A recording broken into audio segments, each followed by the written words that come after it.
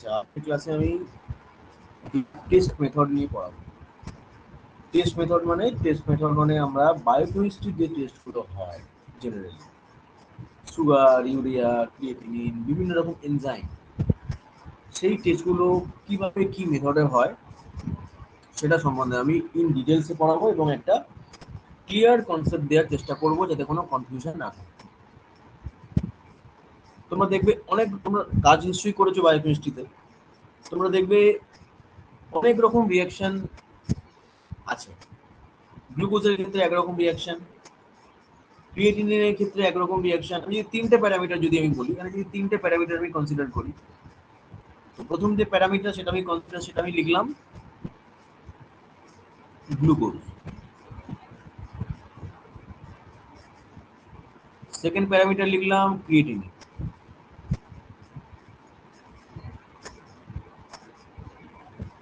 এবং third parameter লিখলাম SGOT অথবা এসজিপিটি। ঠিক আছে, তিনটে প্যারামিটারের যে টেস্টিং মেথড, প্রিন্সিপাল তো আলাদা হবে, প্রিন্সিপাল তো 100 বার আলাদা হবে, কিন্তু টেস্টিং মেথড যেটা, অর্থাৎ কি ধরনের রিঅ্যাকশন, তিনটে ক্ষেত্রে কিন্তু আলাদা আলাদা রকমের টাইপ অফ রিঅ্যাকশন আমরা দেখি। অ্যাকচুয়ালি এই যে তিনটে প্যারামিটার আমি বললাম, গ্লুকোজ, ক্রিয়েটিনিন এবং এসজিপিটি বা এসজিওটি, এর প্রথম দুটো অ্যানালাইট এবং পরের দুটো হচ্ছে এনজাইম। তাহলে গ্লুকোজে আমরা কি মেথড ইউজ করি তোমরা সবাই জানো। গ্লুকোজে আমরা ইউজ করি গডপট মেথড, খুব ফেমাস একটা মেথড গডপট।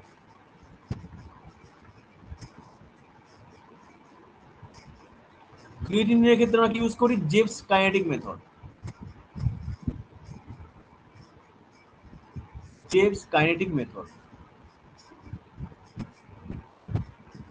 আর এসজিওটি এসজিপিটি ক্ষেত্রে আমরা কোন মেথড ইউজ করি? তোমরা সবাই জানো যে কাইনেটিক মেথড।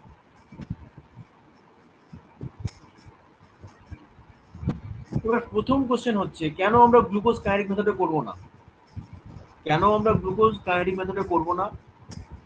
বা কেন আমরা এসজিওটি এসজিপিটি কাইনেটিক মেথডের এন্ড পয়েন্ট মেথডে করব না? কেন একটা মেথড অন্য মেথডে আমরা ইউজ করতে পারবো না? That is the main important point.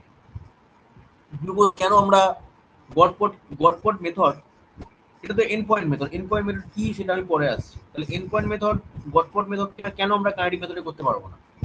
SGOT SGPT যে কাইনেটিক মেথড, সেটাকে কেন আমরা এন্ড পয়েন্টে করতে পারবো না? তাহলে এই কোশ্চেন গুলো আসতে পারে। তাহলে গ্লুকোজ যে মেথড সেটাকে গডপট মেথড বলা। গডপট মেথডে অ্যাকচুয়ালি কি হয়? গডপট মেথডে অ্যাকচুয়ালি হয় কি? খুব সিম্পল। এখানে আমরা রিয়েজেন্ট আর স্যাম্পল অ্যাড করি। একটা টেস্ট টিউবের মধ্যে কি করা হয়? একটা টেস্ট টিউবের মধ্যে 1000 মাইক্রোলিটার রিয়েজেন্ট দেওয়া হয় আর 10 মাইক্রোলিটার স্যাম্পল দেওয়া হয়। তোমরা সবাই আশা করি করেছো। করে কি করা হয়? করে এটাকে ইনকিউবেট করা হয় 10 মিনিট ইনকিউবেটরে 37 degree centigrade for 5 minute. Incubate করলে কি হয়? ইনকিউবেট করলে তোমরা জানো যে একটা কালার ডেভেলপ হয়, সেই কালারটা হচ্ছে রোজ পিঙ্ক টাইপের। আমি এটাকে রেড ধরি, তাহলে এখানে কি হয়? একটা রেড কালার ডেভেলপ হয় এবং এই রেড কালারটাকে কি করা হয়? অপটিক্যালি মাপা হয়। এটাকে বলা হয় গডপট মেথড, তাই তো? তাহলে এরকম ধরনের একটা রেড কালার ডেভেলপ হয় এবং এটাকে আমরা 5 মিনিট পর ইনকিউবেট করার পর আমরা মাপি। বুঝা গেল? এখন এই মেথডটাকে আমরা বলছি end point method. End point method কেন আমরা বলছি?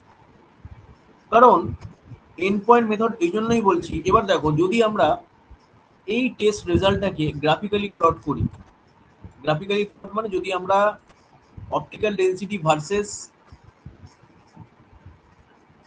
যদি আমরা অপটিক্যাল ডেন্সিটি ওয়াই অ্যাক্সিসে নিই আর টাইম যদি আমরা এক্স অ্যাক্সিসে নিই,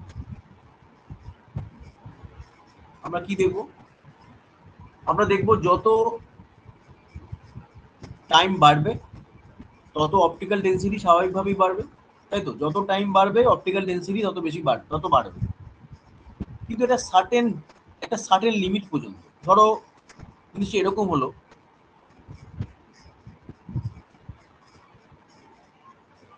বাড়ছে বাড়ছে বাড়ছে বাড়ছে বাড়ছে, কিন্তু একটা সার্টেন টাইমের পর এটা কিন্তু আর বাড়ে না। অর্থাৎ গ্রাফটা কিছুটা অনেকটা এরম ধরনের হলো, ফ্ল্যাট হয়ে গেল। কেন ফ্ল্যাট হলো? তার মানে হচ্ছে ঠিক এই জায়গাতে, ঠিক এই জায়গাতে রিঅ্যাকশন ইজ এন্ড। তাহলে এই জায়গাতে রিঅ্যাকশনটা শেষ হয়ে গেছে, এই জায়গায় রিঅ্যাকশন শেষ হয়ে গেছে। ফলে কি হবে? ফলে আর কিন্তু অপটিক্যাল ডেন্সিটি বাড়বে না, অর্থাৎ রিঅ্যাকশনটা কমপ্লিট হয়েছে। অর্থাৎ এই যে আমি রিএজেন্টের সঙ্গে স্যাম্পলের মধ্যে গ্লুকোজটা ছিল সেটা মেশালাম, পুরো গ্লুকোজটাই is converted to red colour, এটাকে বলা হয় কুইনোনিমাইন রেড। তাহলে রিঅ্যাকশনটা এন্ড হয়ে গেল। সেই জন্য আমরা এই মেথডটাকে বলছি এন্ড পয়েন্ট মেথড। এইবার আমরা কতক্ষণ ইনকিউবেট করছি? 5 মিনিট ইনকিউবেট করছি। তো আমরা এটাকে 5 মিনিট ইনকিউবেট, তুমি যদি 10 মিনিট, 15 মিনিট, 20 মিনিট যত খুশি ইনকিউবেট করো না কেন, তোমার রিডিং কিন্তু সেই একই আসবে। অর্থাৎ এই গ্লুকোজের রিডিং যদি এই গ্লুকোজের রিডিং ধরে নাও, অ্যাজ ফর এক্সাম্পল, ধরো এখানে 250 mg প্লাস ডিএল গ্লুকোজ আছে এই স্যাম্পলের মধ্যে, তাহলে জেনারেলি আমরা 5 মিনিট ইনকিউবেট করছি। কিন্তু এই ইনকিউবেশন টাইম যদি তুমি বাড়াই, ধরো 5 মিনিট, 10 মিনিট, 15 মিনিট, 20 মিনিট, আধ ঘন্টা, তা হলেও কিন্তু এই রেজাল্টটাই আসবে। তার মানে কি বুঝলাম?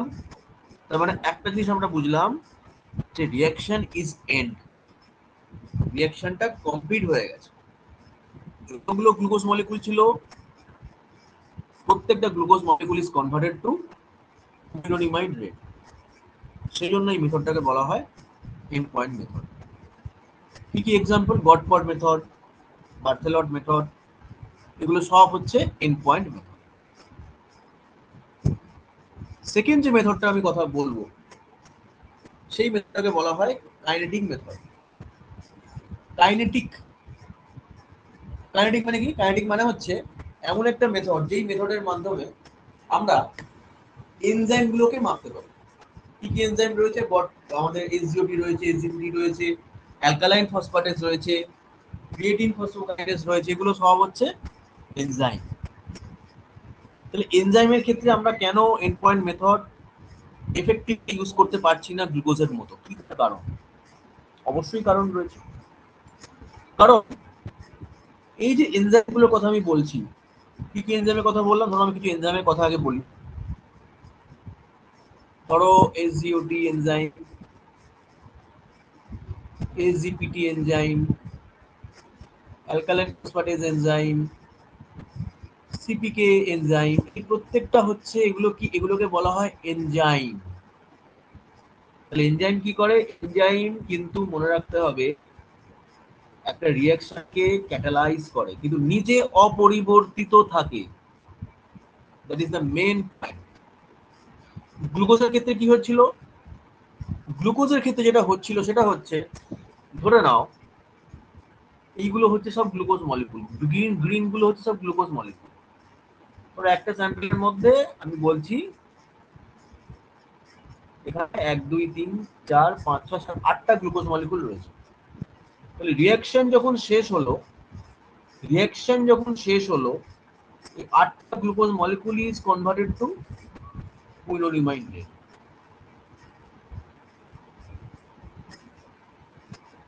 তাহলে 8টা গ্লুকোজ মলিকুলই কুইনোনিমাইন রেডে কনভার্ট হবে। কিন্তু এই এনজাইমের ক্ষেত্রে পুরো জিনিসটা পুরো ডিফারেন্ট। কারণ এনজাইম জাস্ট একটা রিঅ্যাকশনকে ক্যাটালাইজ করে। অর্থাৎ যদি আমি এসজিওটি এসজিপিটি টেস্ট যখন করছি, তার মানে আমি রিএজেন্ট দিলাম একই রকম ভাবে। এসজিওটি এসজিপিটির ক্ষেত্রে কি করলাম? আমি একই রকম ভাবে একটা টেস্ট টিউবের মধ্যে আমি রিএজেন্ট দিলাম, তারপরে স্যাম্পল দিলাম। যদি স্যাম্পলের মধ্যে আমার যদি স্যাম্পলের মধ্যে আমার 10টা এনজাইম থাকে, রিঅ্যাকশন হয়ে যাওয়ার পর সেই 10টা এনজাইমই কিন্তু আমার এই টেস্ট টিউবের মধ্যে পড়ে থাকে।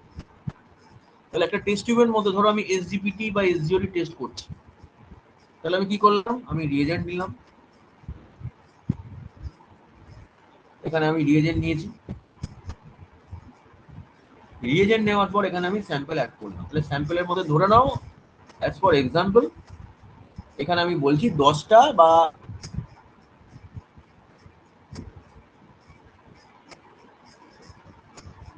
10টা এনজাইম এখানে রয়েছে স্যাম্পলের মধ্যে।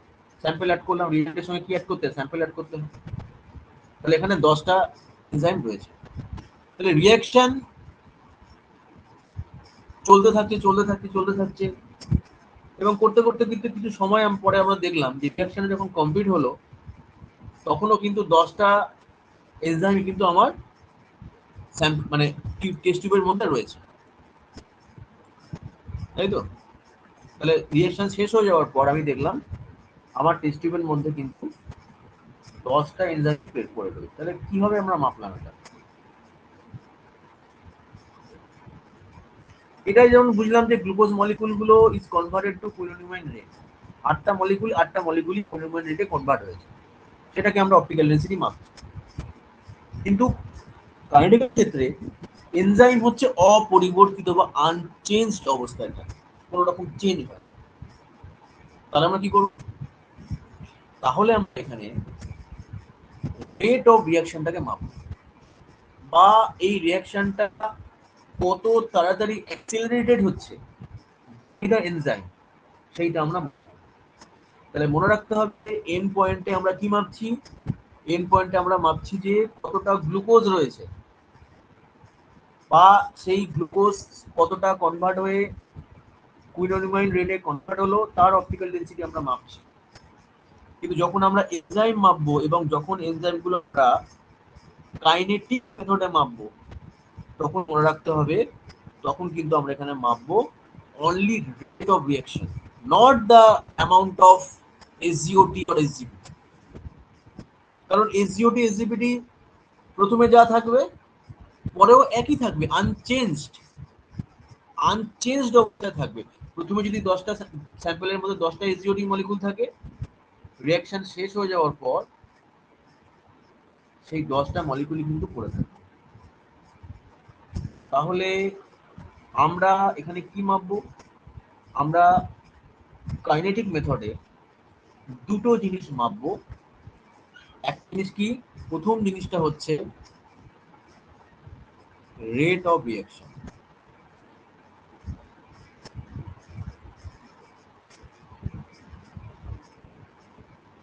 রেট অফ রিঅ্যাকশন অর্থাৎ রিঅ্যাকশন কত তাড়াতাড়ি অ্যাক্সিলারেটেড হচ্ছে। তার মানে কি, যত বেশি এনজাইম থাকবে, যত বেশি আমরা এনজাইম ইউজ করব, তত বেশি সেই রিঅ্যাকশনের রেট তত বেশি হবে। যত কম এনজাইম থাকবে, রেট অফ রিঅ্যাকশনের রেট তত কম। তাহলে এই জিনিসটাকে আমরা এখানে পাচ্ছি। তাহলে এখানে আমরা এনজাইম ডিরেকশন করছি, এনজাইম। তাহলে এনজাইম কার সঙ্গে রিঅ্যাকশন করে, এনজাইম রিঅ্যাকশন করে সাবস্ট্রেটের সঙ্গে। তাহলে রিএজেন্টের মধ্যে আমাদের ইউজ করতে হবে কি, সাবস্ট্রেট। এটা ক্লিয়ার হলো? তাহলে কাইনেটিক মেথডে আমরা কি মাপছি, রেট অফ রিঅ্যাকশন মাপছি। তাহলে রেট অফ রিঅ্যাকশন, এবার একটা কথা খুব সিম্পল ব্যাপার, রেট অফ রিঅ্যাকশন যত বেশি তত এনজাইম বা তত বেশি মলিকুল এনজাইম আমার স্যাম্পলের মধ্যে রয়েছে। তাহলে আমরা বলতে পারি, খুব সহজেই আমরা বলতে পারি rate of reaction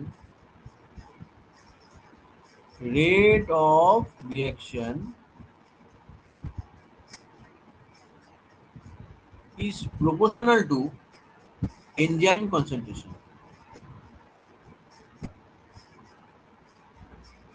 enzyme concentration অর্থাৎ রেট অফ রিঅ্যাকশন যত বেশি, এনজাইমের কনসেন্ট্রেশনও সেই স্যাম্পলের মধ্যে তত বেশি।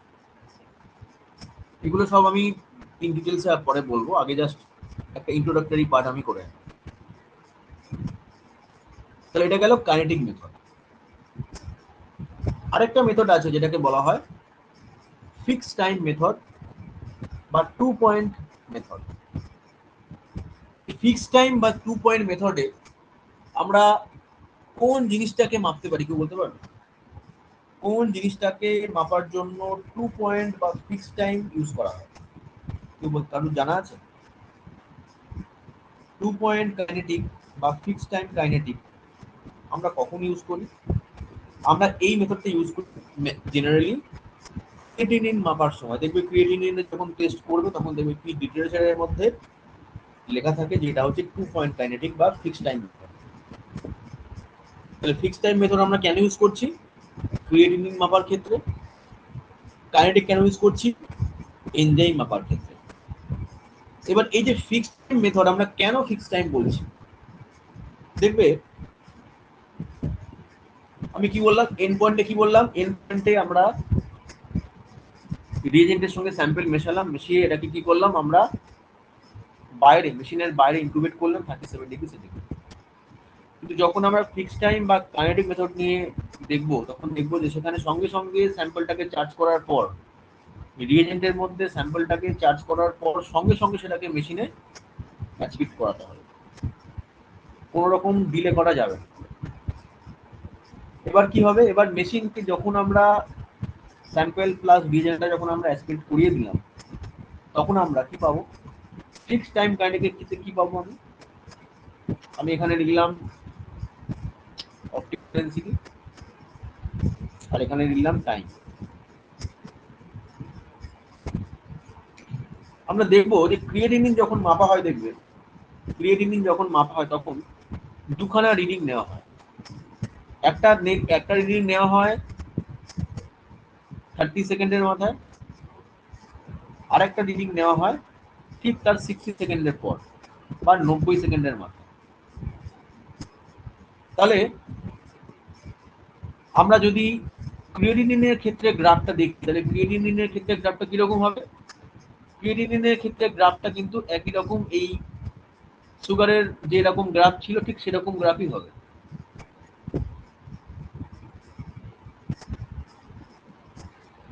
ঠিক এরকম গ্রাফই কিন্তু হবে ক্রিয়েটিনিনের যে গ্রাফটা।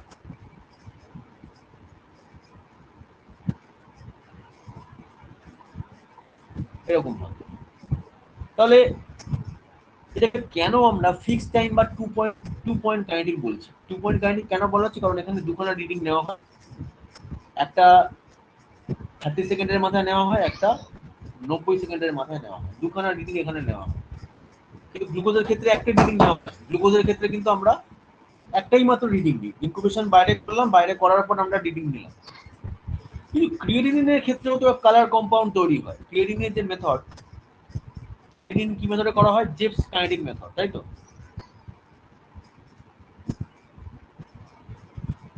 ক্রিয়েটিনিন করা হয় জেপস কাইনেটিক মেথডে। তো এই জেপস কাইনেটিক মেথডে কি হয়, একটা অরেঞ্জ কালার কম্পাউন্ড তৈরি হয়। অর্থাৎ যখন আমরা রিএজেন্টের সঙ্গে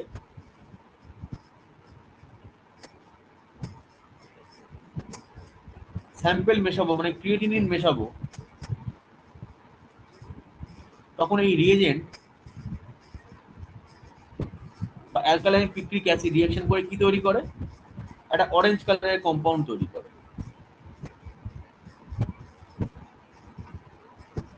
একটা অরেঞ্জ কালার কম্পাউন্ড তৈরি করে। তাহলে এখানে তো কালার তৈরি হচ্ছে। আমরা কেন এটাকে দুখানা রিডিং নিচ্ছি? কেন আমরা দুটো রিডিং নিচ্ছি? জিনিসটা জানা খুব দরকার। কেন আমরা দুখানা রিডিং নিচ্ছি? কি কারণ? এর কারণটা হচ্ছে,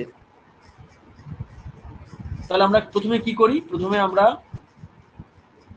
কি নেবো? এখানে অ্যালকালাইন পিট্রিক অ্যাসিড নিয়ে নিলাম টেস্ট টিউবের মধ্যে। এবার এখানে আমরা কি অ্যাড করলাম? স্যাম্পল অ্যাড করলাম। স্যাম্পল অ্যাড করার পর কি হবে? স্যাম্পল অ্যাড করার পর একটা অরেঞ্জ কালারের কম্পাউন্ড তৈরি হবে। যেই অরেঞ্জ কালারের কম্পাউন্ডটাকে আমরা অপটিক্যাল ডেনসিটি মাপব। তাহলে কি হলো? মানে একটা অরেঞ্জ কালারের কম্পাউন্ড তৈরি। এই অরেঞ্জ কালারের কম্পাউন্ডটাকে তো মেজারমেন্ট করা হবে। সব ঠিক আছে, কিন্তু এখানে একটা জিনিস খুব ইম্পর্টেন্ট। কেন আমরা একটা রিডিং নিচ্ছি 30 সেকেন্ডের মাথায় প্রথম? একটা রিডিং নিচ্ছি 60 সেকেন্ডের মাথায়, কেন দুখানা রিডিং নেওয়া হচ্ছে? That is the most important question. দেখবে ক্রিয়েটিনিনের ক্ষেত্রে যখন রিডিং নেওয়া হয় দুখানা রিডিং দেবে মেশিন নেয়, কি কারণ? দেখো আমাদের ব্লাডেতে কিছু নন ক্রিয়েটিনিন প্রোডাক্ট থাকে, তাহলে কিছু ক্রিয়েটিনিন প্রোডাক্ট থাকে বা কিছু ক্রিয়েটিনিন ইটসেলফ থাকে। তাহলে ক্রিয়েটিনিন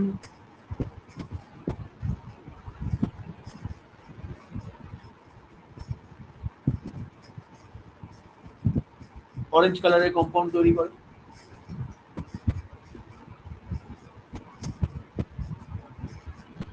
আবার কিছু নন ক্রিয়েটিনিন প্রোডাক্টও কিন্তু আমাদের ব্লাডের মধ্যে থাকে, কিছু নন ক্রিয়েটিনিন প্রোডাক্ট যেগুলো কিন্তু অরেঞ্জ কালার তৈরি করতে পারে। তাহলে ক্রিয়েটিনিন আর নন ক্রিয়েটিনিন দুটো মিলে যে অরেঞ্জ কালার তৈরি করবে তার অপটিক্যাল ডেন্সিটি বেশি হয়ে যাবে, তার মানে ক্রিয়েটিনিনের যে ভ্যালু সেটা ওভার এস্টিমেটেড হয়ে যাবে, অর্থাৎ ক্রিয়েটিনিনের যা ভ্যালু সেই ভ্যালু কিন্তু ওভার এস্টিমেটেড হয়ে যাবে। এই যে কনফিউশন, এই যে ওভার এস্টিমেশন হয়ে গেল, এই ওভার এস্টিমেশনটাকে রিমুভ করার জন্য এটাকে আমাদের প্রথমে 30 সেকেন্ডের মাথায় একবার রিডিং নিতে হবে, তারপর আবার 60 সেকেন্ডের মাথায় নিতে হবে। অ্যাকচুয়ালি কেন আমরা 30 সেকেন্ডের মাথায় নিচ্ছি দেখো, এই 30 সেকেন্ডের মাথায় ব্লাডের মধ্যে যে সমস্ত নন ক্রিয়েটিনিন প্রোডাক্ট রয়েছে এগুলো 30 সেকেন্ডের মধ্যে রিয়েজেন্টের সঙ্গে রিয়াকশন করে অরেঞ্জ কালার কম্পাউন্ড তৈরি করে। এবার 30 সেকেন্ডের পর থেকে 60 সেকেন্ড পর্যন্ত ক্রিয়েটিনিন রয়েছে সেই ক্রিয়েটিনিন গুলো রিয়াকশন করে। তাহলে কি হলো, তাহলে 30 সেকেন্ডে নন ক্রিয়েটিনিন প্রোডাক্ট গুলো রিয়াকশন করছে, আর তারপর থেকে মানে 30 সেকেন্ডের পর থেকে ক্রিয়েটিনিন অ্যাকচুয়ালি যে ব্লাডের মধ্যে রয়েছে সেটা রিয়াকশন করা শুরু করছে। তাহলে আমরা যদি 30 সেকেন্ডের মাথায় একটা অপটিক্যাল ডেন্সিটি নিই আর 60 সেকেন্ডের মাথায় যদি একটা অপটিক্যাল ডেন্সিটি নিই, এই দুটো অপটিক্যাল ডেন্সিটিকে যদি আমরা মাইনাস করে দিই তাহলে আমরা অ্যাকচুয়াল ক্রিয়েটিনিনের যে অপটিক্যাল ডেন্সিটি সেটা পেয়ে যাবো। ধরো 30 সেকেন্ডের মাথায় একটা অপটিক্যাল ডেন্সিটি আমি পেয়েছি, ধরো সেই অপটিক্যাল ডেন্সিটিটা আমি জাস্ট এক্সাম্পল হিসেবে বলছি, ধরো এই অপটিক্যাল ডেন্সিটি হচ্ছে 1.06, আর ঠিক তার 60 সেকেন্ড পরে, ঠিক তার 60 সেকেন্ড পর বা 90 সেকেন্ডের মাথায় আমরা আরেকটা অপটিক্যাল ডেন্সিটি পেলাম, যে অপটিক্যাল ডেন্সিটিটা হচ্ছে 1.32। তাহলে বোঝা গেল, তাহলে একটা অপটিক্যাল ডেন্সিটি আমরা 30 সেকেন্ডের মাথায় পেলাম, দ্যাট ইজ 1.06। আবার 90 সেকেন্ডের মাথায় একটা অপটিক্যাল ডেন্সিটি পেলাম যেটা হচ্ছে 1.32। তাহলে আমরা এখান থেকে যদি 1.32 থেকে যদি আমরা 1.06টাকে মাইনাস করে দিই তাহলে কত হচ্ছে 0.26। তাহলে এই 0.26 হচ্ছে আমার অ্যাকচুয়াল ক্রিয়েটিনিনের জন্য তৈরি হওয়া অপটিক্যাল ডেন্সিটি। তাহলে সেই জন্য আমরা এটাকে মাইনাস করে দিই। কেন মাইনাস করলাম? কারণ ব্লাডের মধ্যে কিছু নন ক্রিয়েটিনিন প্রোডাক্ট থাকে যেগুলো অ্যালকালাইন পিক্রিক অ্যাসিডের সঙ্গে রিঅ্যাকশন করে বা রিএজেন্টের সঙ্গে রিঅ্যাকশন করে অরেঞ্জ কালার কম্পাউন্ড তৈরি করতে পারে। তাহলে 90 সেকেন্ডের মাথায় যে অপটিক্যাল ডেন্সিটি তৈরি হলো, এই যে 1.3টা তৈরি হলো, এটা হচ্ছে অ্যাকচুয়ালি ক্রিয়েটিনিন প্লাস নন ক্রিয়েটিনিন। তাহলে এই 1.32 এইটা হচ্ছে ক্রিয়েটিনিন প্লাস নন ক্রিয়েটিনিন প্রোডাক্টের অপটিক্যাল ডেন্সিটি। আর 30 সেকেন্ডের মাথায় যেটা তৈরি হলো এটা হচ্ছে নন ক্রিয়েটিনিন প্রোডাক্টের অপটিক্যাল ডেন্সিটি। তাহলে আমরা মাইনাস করলে আমরা কি পেয়ে গেলাম, অ্যাকচুয়াল ক্রিয়েটিনিনের জন্য তৈরি হওয়া অপটিক্যাল ডেন্সিটিটা কত, দ্যাট ইজ 0. সেই জন্য এটাকে বলে ফিক্সড টাইম, কারণ এই টাইমগুলো প্রত্যেকটা রিএজেন্টের ক্ষেত্রে কিন্তু ফিক্সড, মনে রাখতে হবে প্রতিটা রিএজেন্টের ক্ষেত্রে এই টাইমগুলো হচ্ছে ফিক্সড। সেই জন্য বলা হয় ফিক্সড টাইম বা 2 পয়েন্ট। 2 পয়েন্ট কেন বলা হচ্ছে? 2 পয়েন্ট বলা হচ্ছে কারণ 30 সেকেন্ডের মাথায় একটা রিডিং নেওয়া হচ্ছে, আর ঠিকটা 60 সেকেন্ড পর বা 90 সেকেন্ডের মাথায় আরেকটা রিডিং নেওয়া হচ্ছে।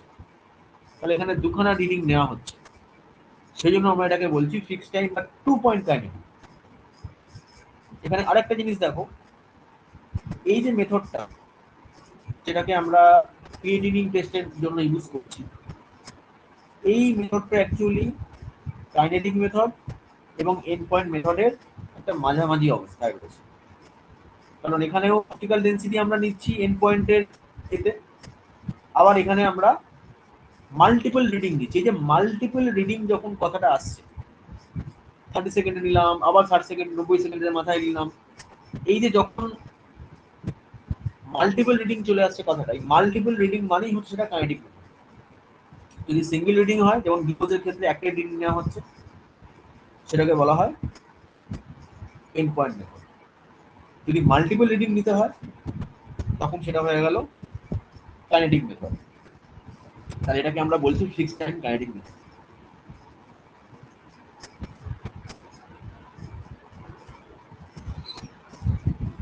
এবার কাইনেটিক মেথড, কাইনেটিক জিনিসটা কি? এখানে আমরা স্যাম্পলের সঙ্গে রিএজেন্ট অ্যাড করলাম। রিএজেন্ট অ্যাড করার পর কি হবে? স্যাম্পলের মধ্যে কি রয়েছে? এনজাইম রয়েছে। স্যাম্পলের মধ্যে রয়েছে এনজাইম। এনজাইম কার সঙ্গে রিঅ্যাকশন করবে? সাবস্ট্রেটের সঙ্গে রিঅ্যাকশন করবে। এবং যতক্ষণ সাবস্ট্রেট রিএজেন্টের মধ্যে প্রেজেন্ট থাকবে, ততক্ষণ কিন্তু এই রিঅ্যাকশনটা কন্টিনিউ হতে থাকবে ফর ইনডেফিনাইট টাইম।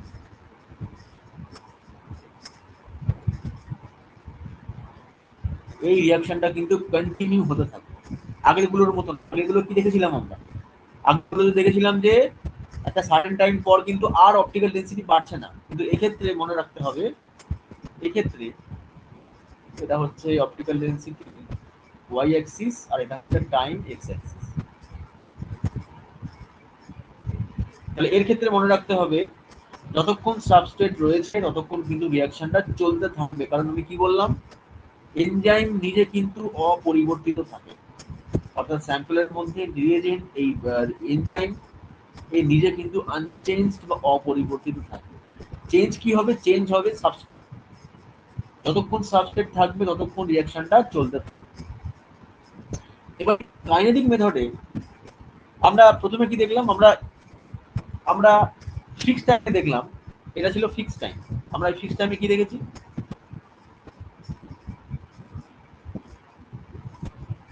আমরা ফিক্সড টাইমে দেখেছি দুখানা রিডিং নেওয়া হলো। একটা রিডিং নেওয়া হলো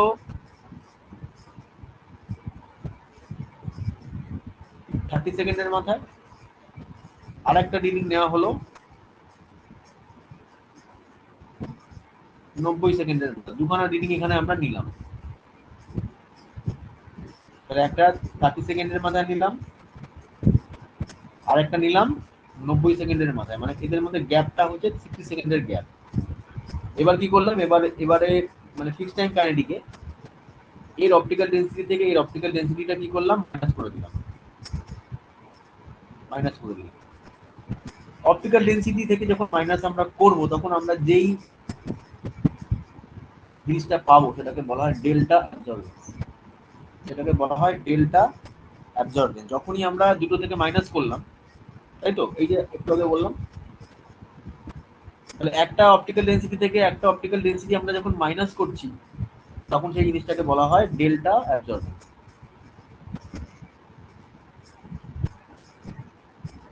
ডেল্টা অ্যাবজর্বেন্স। তাহলে এখানে ডেল্টা অ্যাবজর্বেন্স কোনটা? ডেল্টা অ্যাবজর্বেন্সকে আমরা অনেক সময়তে এইভাবে এক্সপ্রেস করি। তাহলে এখানে ডেল্টা অ্যাবজর্বেন্স কোনটা? 0.26।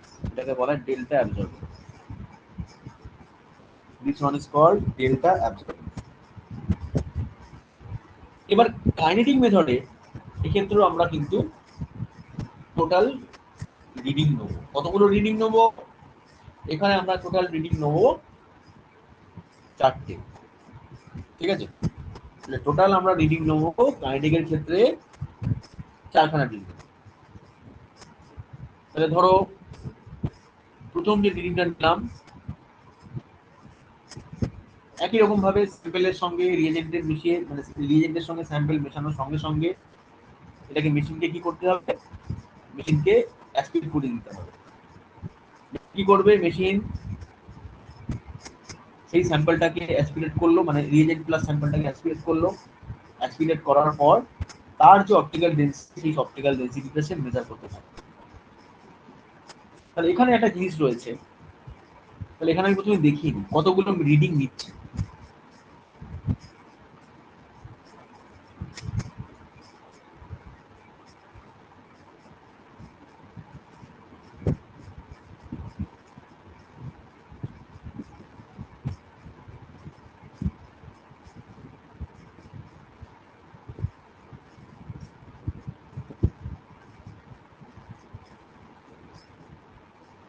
তাহলে টোটাল কতগুলো রিডিং নিল, টোটাল রিডিং নিল 1টা,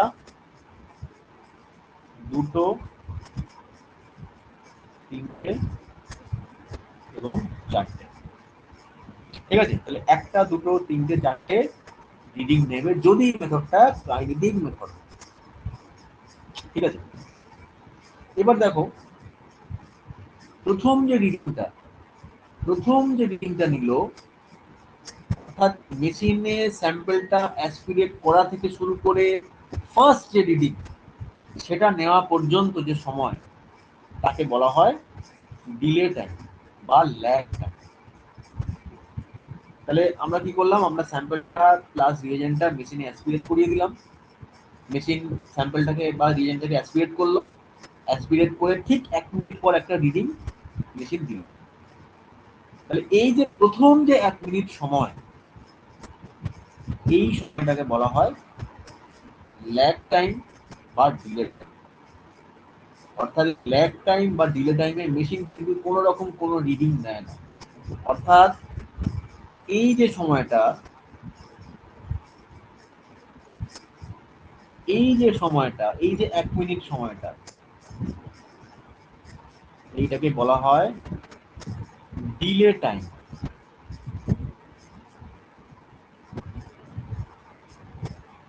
অথবা এটাকে বলা হয় অর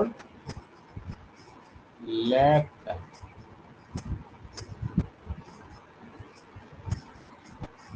এই যে প্রথম যে 1 মিনিট সময়, মানে আমি হাইলাইট করে দিচ্ছি কোন জায়গাটাকে আমি বলতে চাইছি। এই যে সময়টা, এই সময়টাকে বলা হয় ডিলে টাইম। বুঝে গেল? এবার ডিলে টাইমের পরে একটা রিডিং নিল, তারপরের 1 মিনিটে আরেকটা রিডিং নিল, তৃতীয় মিনিটে আরেকটা রিডিং নিল এবং চতুর্থ মিনিটে একটা রিডিং নিল। তাহলে টোটাল কতটা সময় লাগলো এখানে? টোটাল রিডিংটা কমপ্লিট করতে এই মেশিনের সময় লাগলো 240 সেকেন্ড বা 4 মিনিট।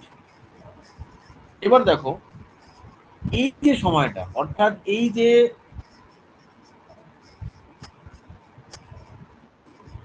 আমি হাইলাইট করে দিচ্ছি,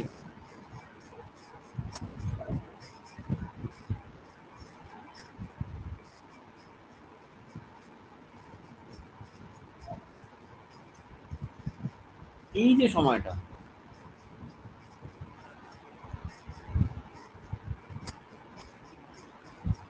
অর্থাৎ এই 3 মিনিট যে সময়টা, 3 মিনিট, এই সময়টাকে বলা হয় রিড টাইম। বোঝা গেল?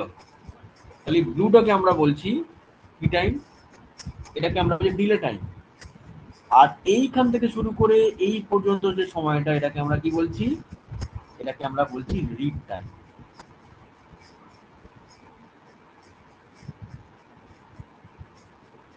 তাহলে রিড টাইম কতটা? রিড টাইমে হচ্ছে 1, 2, 3 মানে 180 সেকেন্ড। তাহলে রিড টাইম কতটা? 180 সেকেন্ড। ডিলে টাইম কতটা? 60 সেকেন্ড। তাহলে টোটাল টেস্টটা করতে কত সময় লাগছে? 200, মানে টোটাল রিডিংটা দিতে কত সময় লাগছে? 240 সেকেন্ড। তাহলে এই ইয়েলোটাকে আমরা বলছি রিড টাইম আর ব্লুটাকে বলছি আমরা ডিলে টাইম। ডিলে টাইমে মনে রাখতে হবে, ডিলে টাইম এই সময়টায় কিন্তু মেশিন কিন্তু কোনো রকম রিডিং এই জায়গাটায় নেয় না, কোনো রকম রিডিং কিন্তু নেওয়া হয় না। কারণ কেন নেওয়া হয় না? কারণ অ্যাকচুয়ালি এই যে সময়টা, এই সময়টা বা 1 মিনিট সময়, এখানে কি হয়, রিয়েজেন্ট যে টেম্পারেচার সেটা 37 ডিগ্রি সেন্টিগ্রেড হতে একটু সময় লাগে, তাই তো। রিয়েজেন্টের সঙ্গে যখন এনজাইম রিয়াকশন করছে তখন তার জন্য একটা টেম্পারেচার দরকার, যে টেম্পারেচার 37 ডিগ্রি সেন্টিগ্রেড। এই সময়টা এখানে কিন্তু কোনো রকম কোনো রিডিং নেওয়া হবে না, 1 মিনিট পর সেই রিডিংটা নেওয়া হবে। এটাকে আমরা বলছি ডিলে টাইম, এটাকে বলি রিড টাইম। টোটাল টেস্টে কতক্ষণ সময় লাগছে? 240 সেকেন্ড। এইবার আমাকে বার করতে হবে পার মিনিটে, পার মিনিটে অপটিক্যাল ডেন্সিটি কতটা চেঞ্জ হচ্ছে। বুঝা গেল? পার মিনিট এখানে কটা ডিগ্রি নিয়েছে? 1 2 3 4, 240 সেকেন্ড ধরে সে 4টে ডিগ্রি নিয়েছে। তাহলে মেশিনকে এখান থেকে ক্যালকুলেট করে বার করতে হবে যে প্রত্যেক মিনিটে অপটিক্যাল ডেন্সিটি কতটা চেঞ্জ হয়েছে বা কতটা পরিবর্তিত হয়েছে। এটাকে বলা হয় ডেল্টা। আমি একটু আগে বলছিলাম ডেল্টা অ্যাবজর্বেন্স, তাই তো। তাহলে এখানে 1 2 3 4, ধরো আমি এখানে একটা এক্সাম্পল দিই। ধরো আমরা এখানে কোনো একটা এসজিপিটি টেস্ট করছি। ধরো প্রথম যে রিডিংটা, সেই রিডিংটা হলো ধরো 1.009, সরি 1.0010। সেকেন্ড রিডিংটা, সেই রিডিংটা হলো 1.008। 3 নম্বর রিডিংটা হলো 1.004। 4 নম্বর রিডিংটা হলো 1.001। তাহলে ইনিশিয়াল রিডিং কত ছিল? এটা ছিল ইনিশিয়াল রিডিং। লাস্ট রিডিং কত? এত। তাহলে মেশিনকে ক্যালকুলেট করে বার করতে হবে যে পার মিনিটে অ্যাবজর্বেন্স কতটা চেঞ্জ হচ্ছে। এটাকে আমরা বলছি ডেল্টা অ্যাবজর্বেন্স, অর্থাৎ ডেল্টা অ্যাবজর্বেন্স পার মিনিট এখান থেকে বার করতে হবে। তাহলে মেশিন এই ক্যালকুলেশনটা নিজে করে নেবে। তাহলে ডেল্টা অ্যাবজর্বেন্স পার মিনিট, তাই তো। এখান থেকে আমরা কি পেলাম? এখান থেকে আমরা পেলাম ডেল্টা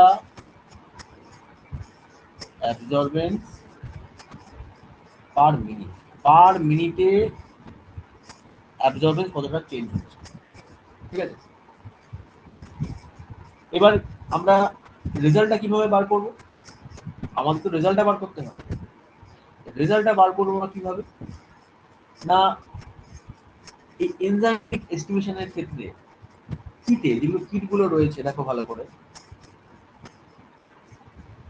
যেমন ধরো এসজিওটির কিট, এখানে একটা ফ্যাক্টর দেওয়া থাকে।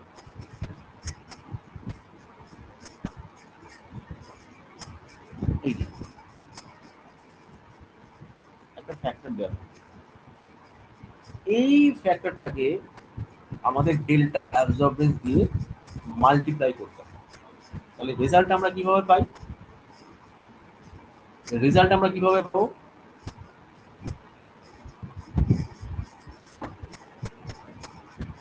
রেজাল্ট পেতে গেলে আমাদের ডেল্টা অ্যাবজর্বেন্স ইনটু ফ্যাক্টর,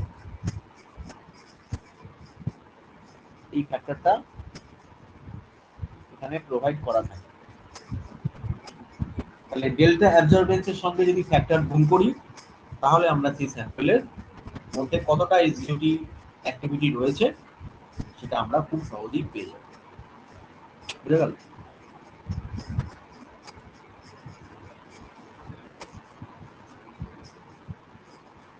এখানে আরেকটা জিনিস দেখো, আরেকটা জিনিস আমার বলা হয়নি, সেটা হচ্ছে এই যে রিডিং গুলো কতক্ষণ ধরে নেওয়া হলো? এই রিডিং গুলো নেওয়া হয়েছে 180 সেকেন্ড ধরে। তাহলে এখানে নাম্বার অফ রিডিং কটা? নাম্বার অফ রিডিং হচ্ছে 4টে। আরেকটা এখানে টার্ম খুব ইম্পর্টেন্ট, যেটাকে বলা ইন্টারভাল। ইন্টারভাল, তাহলে দুটো রিডিং এর মধ্যে ইন্টারভাল কত? Interval 60 second.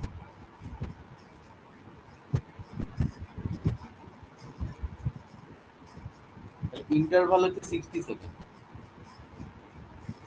Number of reading কত? Number of reading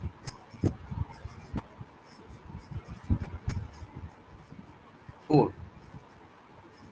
interval 60 second, number of reading 4, read time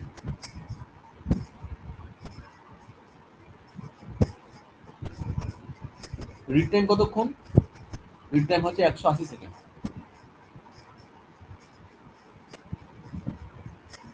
R interval কত? 60 second.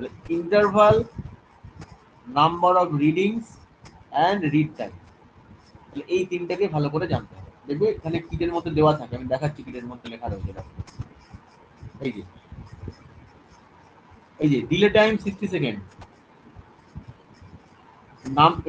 Read time 180 second, number of reading 4টে। তাহলে টোটাল টেস্টটা কতক্ষণ সময় লাগছে? 180 সঙ্গে 60 যোগ করে দাও, 240। ইন্টারভাল কত? 60 সেকেন্ড। এই টার্মগুলো ভালো করে দেখতে হবে।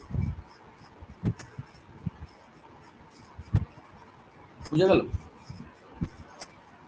এইবার এখানে আরেকটা জিনিস দেওয়া থাকে, খুব ভালো করে এটা খেয়াল করতে হবে। এখানে একটা জিনিস দেওয়া থাকে, সেটা হচ্ছে রিঅ্যাকশন স্লোপ ডিক্রিজিং। এই রিঅ্যাকশন স্লোপ ডিক্রিজিং কথাটার অর্থ কি? দেখো,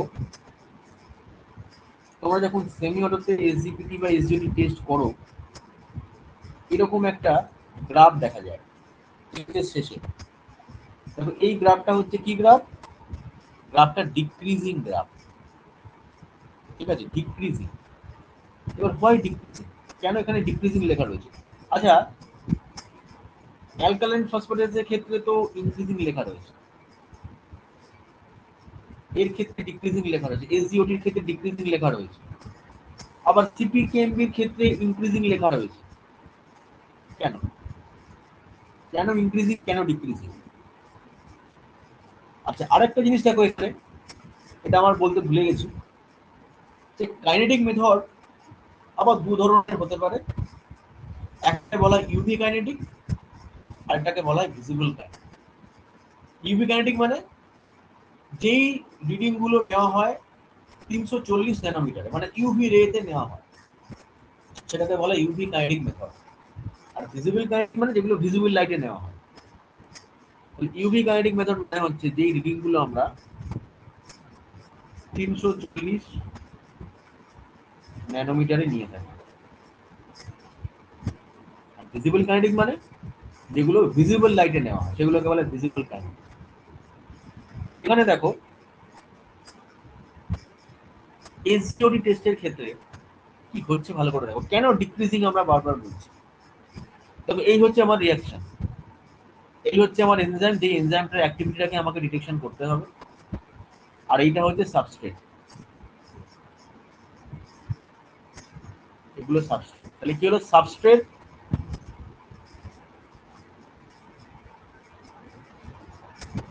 কার সঙ্গে রিঅ্যাকশন করলো? সাবস্ট্রেট এনজাইমের সঙ্গে রিঅ্যাকশন করলো, মানে এনজাইম অ্যাক্সিলারেট করলো। এনজাইম অ্যাক্সিলারেট করার পর আলটিমেটলি যে প্রোডাক্টটা তৈরি হলো, সেই প্রোডাক্টটা হচ্ছে এনএডি প্লাস।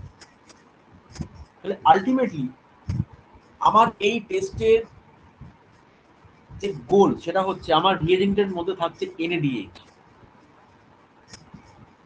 তাহলে এই রিএজেন্টের মধ্যে যে এনএডিএইচ থাকছে, সেই NADH with the help of SGOT is being converted to NAD+. Actually এইটুকু হচ্ছে এই রিঅ্যাকশনের সারমর্ম। এই যে এত বড় একটা রিয়াকশন দেখতে পাচ্ছ, এই রিয়াকশনের সারমর্ম হচ্ছে এইটুকু। অর্থাৎ আলটিমেটলি আমাকে কি দেখতে হবে, NaDH যেটা রিয়েজেন্টের মধ্যে থাকছে, that is converted to, that is being converted to NAD plus with the help of HCO।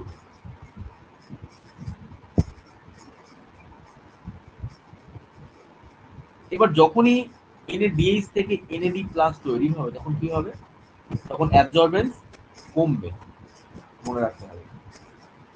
যখনই NaDH থেকে NAD প্লাস তৈরি হলো with the help of HGOT, তুমি ধরে নাও এত শব্দ দরকার নেই, তুমি একটা সিম্পল রিঅ্যাকশন ধরে নাও, ধরো রিঅ্যাকশনটা এরকম হচ্ছে, এই হচ্ছে আমার রিএজেন্ট, HGOT NaDH কে NAD প্লাসে কনভার্ট করছে, একদম সিম্পল একটা রিঅ্যাকশন ধরে নাও।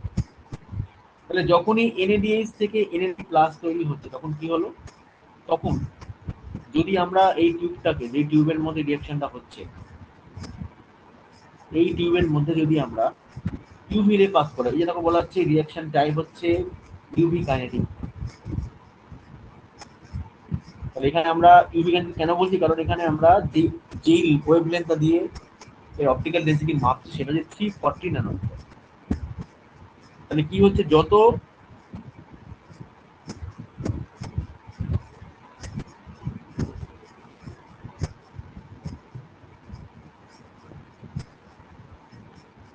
ঠিক আছে, তাহলে কি হচ্ছে, যত বেশি NADH converted to NAD plus, তত কি হচ্ছে, তত তার অ্যাবজর্বেন্স কমছে। তাহলে অ্যাবজর্বেন্স কমা মানে ট্রান্সমিটেন্স বাড়া, অনেকটা জিনিসটা এরকম হচ্ছে।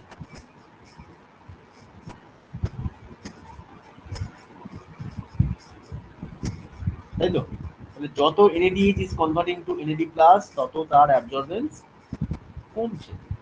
সেই যেহেতু অ্যাবজর্বেন্স কমছে সেই জন্য রিঅ্যাকশন স্লোপ ইজ ডিক্রিজিং, সেই কারণের জন্য reaction slope is decreasing.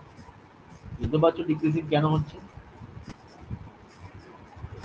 Decreasing, এই যে গ্রাফটা এইরকম, এরকম হওয়ার কারণটা কি, এইরকম করার কারণ হচ্ছে এইটা, অর্থাৎ NADH is converted two NAD plus. আবার যদি আমরা সিপি কে দেখি, তাহলে এখানে কি হচ্ছে, এত রিঅ্যাকশন দেখার দরকার নেই, আমরা জাস্ট দুখানা জিনিস দেখব, একটা হচ্ছে NADP is converted two NADPH, বাকি দেখার দরকার নেই। তাহলে আমরা এখানে কি দেখছি,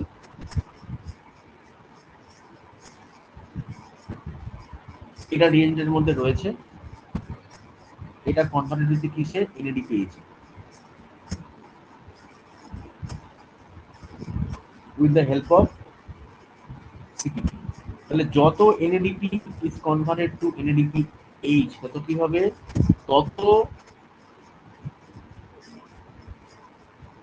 এর অপটিক্যাল ডেনসিটি কি হবে, বাড়বে, সেই জন্য রিঅ্যাকশন স্লোপ ইজ ইনক্রিজিং।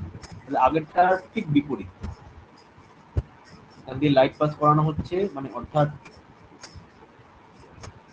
কি লাইট পাস করানো হচ্ছে, ইউভি রে,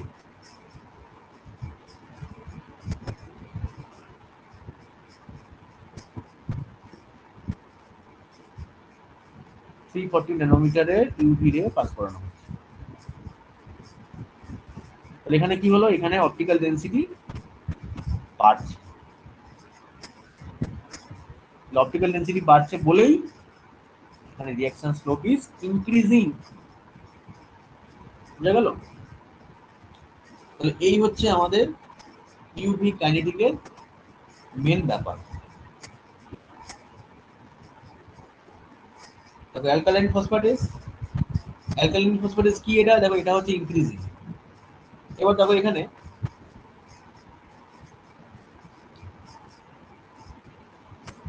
কি তৈরি হচ্ছে, প্যারা নাইট্রোফিনাইল ফসফেট। প্যারা নাইট্রোফিনাইল ফসফেট ইজ কনভার্টেড টু প্যারা নাইট্রোফেনল। এই প্যারা nitrophenol is a coloured compound. এবং দেখো এখানে এই যে রিঅ্যাকশন, এটা হচ্ছে কাইনেটিক, এটাকে বলে ভিজিবল কাইনেটিক মেথড, এটাকে বলা হয় ভিজিবল কাইনেটিক। কেন ভিজিবল,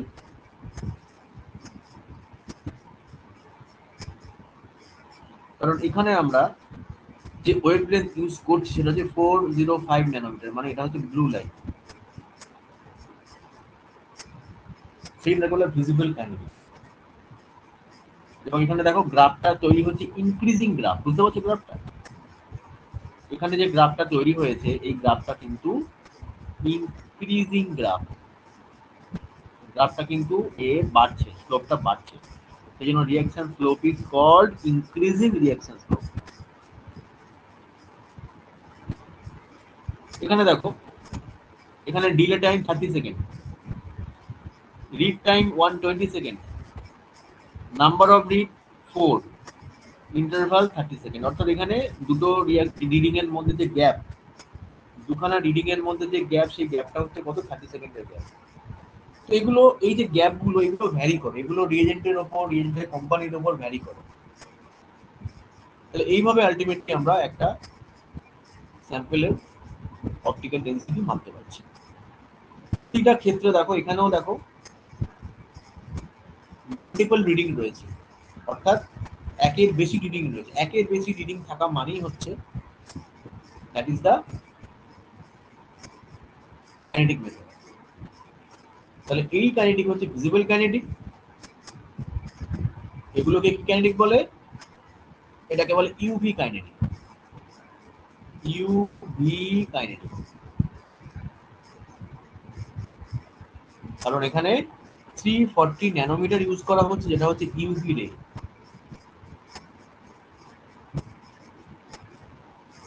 তাহলে এই হচ্ছে আমাদের এন্ড পয়েন্ট এবং কাইনেটিক মেথডের ক্লিয়ার একটা কনসেপ্ট। এখানে স্যার, হ্যাঁ বলো। স্যার ওই জায়গাটা স্যার আরেকবার একটু বলে দিন তো, মানে NADH যেটা SgOT-র সাথে রিঅ্যাকশন হয়ে NAD প্লাস হচ্ছে, এখানে হ্যাঁ অ্যাবজর্বেন্সটা কমছে, অ্যাবজর্বেন্সটা হ্যাঁ, যদি কমে তাহলে, অ্যাবজর্বেন্স, তাহলে স্যার ওই গ্রাফটা নিচ দিকে নামছে, ওই ব্যাপারটা অ্যাবজর্বেন্স কমছে মানে ওডিটা বাড়ছে।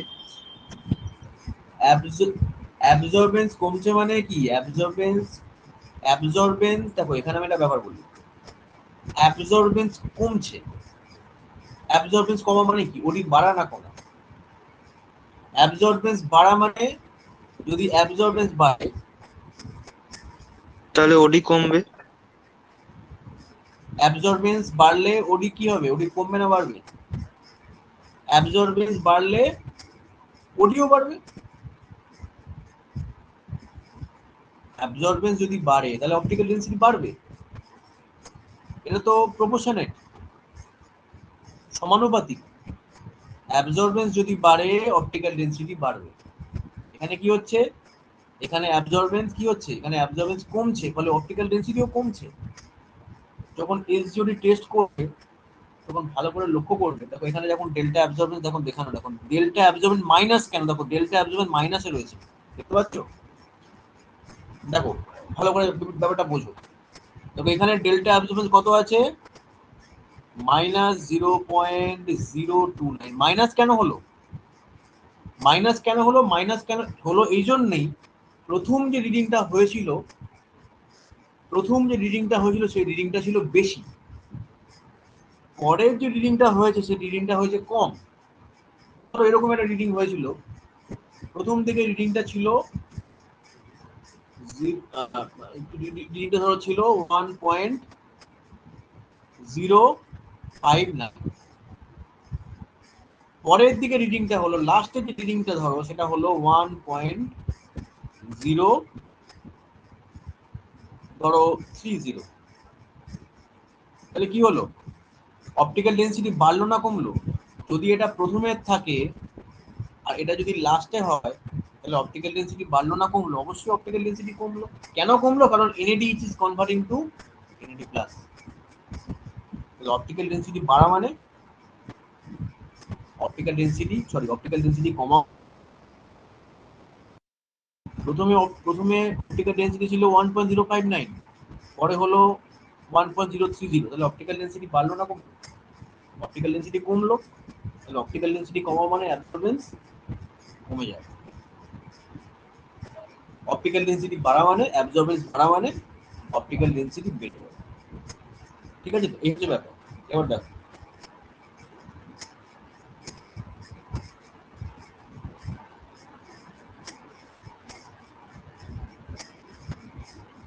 এখানে ডেল্টা অ্যাবজর্পশন কত হলো 0.029, তাই তো?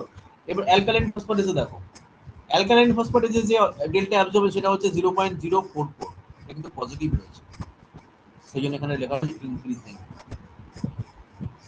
হলো, তাহলে ইনক্রিজিং গ্রাফ এবং ডিক্রিজিং গ্রাফ দুরকম গ্রাফই দেখা যায়।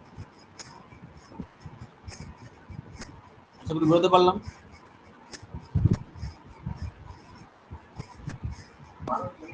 হ্যাঁ স্যার। আর স্যার ফ্যাক্টরের ব্যাপারটা স্যার কি বলেছিলেন? ফ্যাক্টরের যে ব্যাপারটা, এই ফ্যাক্টরটা কোম্পানি প্রোভাইড করে। এই যে ফ্যাক্টরটা দেখবে এসজিওটির ক্ষেত্রে ফ্যাক্টরটা ইজ প্রোভাইডেড বাই কোম্পানি, কারণ এসজিওটির স্ট্যান্ডার্ড, সেই স্ট্যান্ডার্ডগুলো আনস্টেবল হয়। স্ট্যান্ডার্ড দেখবে এসজিওটি, এসজিবিটি বা এনজাইম যেগুলো, সেগুলোতে দেখবে স্ট্যান্ডার্ড দেওয়া থাকে না, সেগুলোকে ফ্যাক্টর দেওয়া থাকে। আমরা নর্মালি কি করি, ক্রিয়েটিনিনের ক্ষেত্রে কি করি, গ্লুকোজের ক্ষেত্রে কি করি, ফ্যাক্টর বার করে নিতে হয়। ফ্যাক্টর বার করার formula,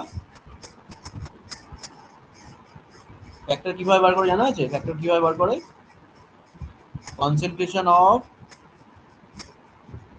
standard divided by optical density, এটা হচ্ছে ফ্যাক্টর বার করার ফর্মুলা।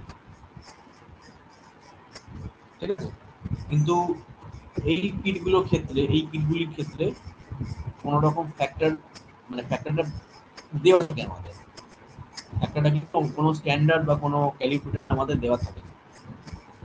যেখানে ফ্যাক্টর দেওয়া রয়েছে সেখানে ফ্যাক্টর আমরা মেশিনে পুট করে নেবো, যেখানে ফ্যাক্টর দেওয়া নেই সেখানে আমরা স্ট্যান্ডার্ড চালিয়ে ফ্যাক্টর সেট করবো। এইগুলো ব্যাপার, ঠিক আছে।